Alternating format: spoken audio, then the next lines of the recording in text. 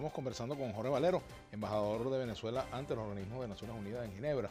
Jorge, te dejaba una pregunta con respecto a si Venezuela estaría dispuesta a que esa auditoría de las votaciones del domingo tuviera también entre las personas que participen a algún representante de la OEA, de Naciones Unidas, que son órganos donde Venezuela participa.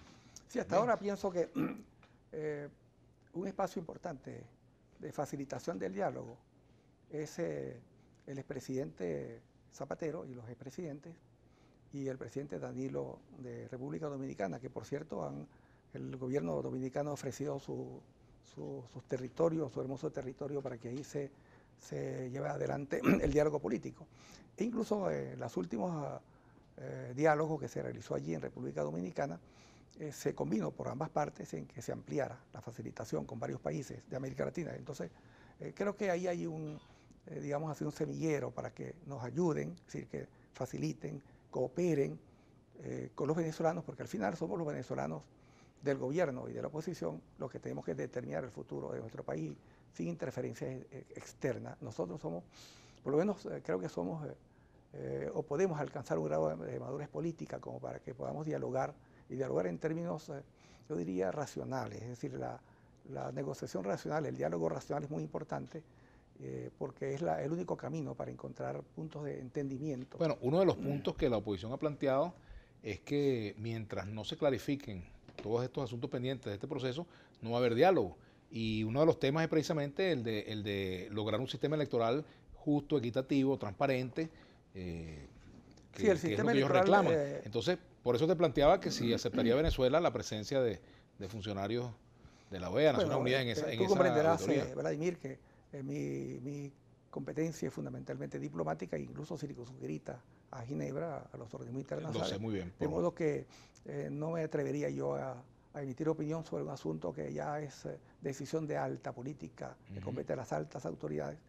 De modo pues que esperemos, lo único que yo abrigaría la esperanza de que este proceso mediante el cual se eligieron los gobernadores, dijimos 17 de la partidarios del gobierno y 5 por cierto, que dentro de los que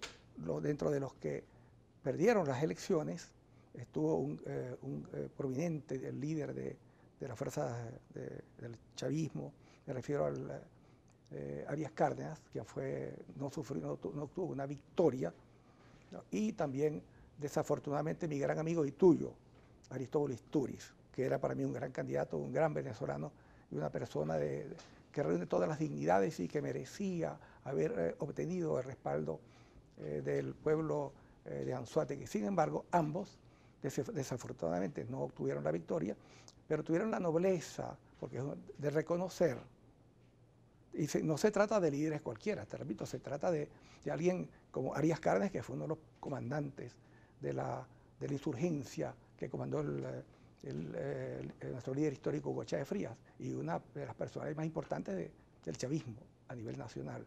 Incluso fue embajador en las Naciones Unidas. Y se trata de nuestro gran amigo y ese gran venezolano que es Aristóbulo Istúriz. Y sin embargo, estas personalidades no se pusieron a refunfuñar, no se pusieron a patalear, como están algunos intentando desconocer la voluntad popular. Más digna ha sido la posición, por cierto, de Henry Falcón, que ha asumido una actitud, yo digo, verdaderamente democrática, al reconocer el triunfo de la candidata del Polo Patriótico. Estos son los ejemplos que deben prevalecer en la conducta política de los líderes nacionales. Pero porque me queda en agenda un tema muy importante al cual tú lo trataste y yo quisiera referirme, que es el papel de la OEA y del secretario general Luis Almagro. Que por cierto hizo un pronunciamiento sobre el resultado y la participación de la oposición en este proceso. Te voy a hacer este comentario, esto es muy importante, y voy a hablarle no solamente a los partidarios del gobierno, sino también a sectores de la oposición. Esto que voy a decir ahora va dirigido para digamos, subrayar la importancia de que se desoiga los predicamentos de Almagro, que se ha convertido en un personaje. Si yo dije en alguna ocasión, y la prensa lo reseñó, que Almagro era el secretario de Relaciones Internacionales de la MUD, pero ahora se ha convertido en el secretario de Relaciones Internacionales de los terroristas y de los violentos, acaba de dar una declaración el día domingo, tan pronto concluyeron, tan pronto se anunciaron los resultados electorales. Él se reunió el día sábado, fue al Departamento de Estado, encaminó sus impávidos pasos hacia los predios del Departamento de Estado en Washington, donde queda la OEA, y se reunió con un señor que se llama Rex Tillerson, que es el secretario de Estado. Esa reunión fue el día sábado. Por supuesto, esa reunión era para sincronizar, digamos, las acciones, la que se tradujeron en una declaración que dio el Departamento de Estado, que por cierto la Cancillería ha emitido hoy un comunicado en rechazo a esa declaración injerencista absurda y realmente insolente del Departamento de Estado. Acabo de leer esa declaración de nuestra Cancillería, pero el señor Almagro, que ya tenía preparado, porque este es un guión preparado, es decir, no es que la declaración de Almagro la hizo esperando que la presidenta anunciara los resultados, no, ya la llevaba preparada, y tan pronto la presidenta anunció los resultados, dijo lo siguiente, y voy a leer textualmente, por eso me puse los lentes, Braguil. Tú sabes que cuando vengo aquí no utilizo lentes, pero en este caso me los puse para leer esto que voy a leerte textualmente de la declaración que dio Luis Almagro. Es muy claro, estoy citando textualmente, es muy claro que cualquier fuerza política que acepte ir a una elección sin garantías se transforma en un instrumento esencial del eventual fraude. En otras palabras, que los partidos de la MUD que fueron a las elecciones son cómplices del fraude que ocurrió. Es decir, en otras palabras, está condenando la participación electoral, cosa que es verdaderamente absurdo. Pero dice además, para generar una recomposición democrática en el país, textualmente estoy citando, la dirigencia política opositora debería unirse a la gente y a los pocos líderes que, en consonancia con sus principios, entendieron en todo momento que la ciudadanía de Venezuela no está dispuesta a seguir los planes de este gobierno. En otras palabras, él dice, los que asistieron a las elecciones son unos traidores, es decir, no deberían haber asistido porque es un sistema ilegítimo. El sistema electoral es ilegítimo, es una dictadura, por tanto, los que participan son cómplices. Es decir, que Ramos Ayub, pregúntale mañana, por cierto, que tú lo tienes, no sé cuándo, no.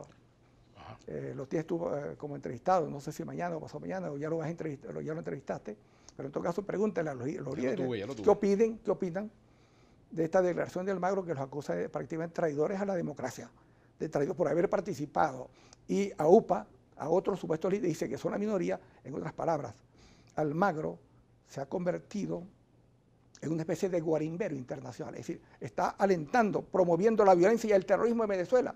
Es uno de los principales voceros del terrorismo y de la violencia. Este es un hombre que ha degradado la OEA, la ha convertido en una piltrafa ante la historia, porque incluso ha incurrido en ilícitos financieros.